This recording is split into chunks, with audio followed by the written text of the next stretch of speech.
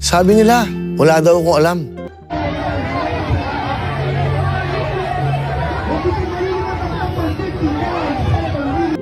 Ano daw ang gagawin ko?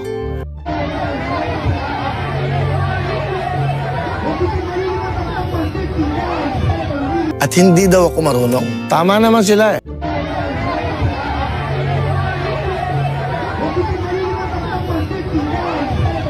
Wala akong alam na manloko ng kapwa ko. Ang gagawin ko, kabutihan sa ating mga kababayan.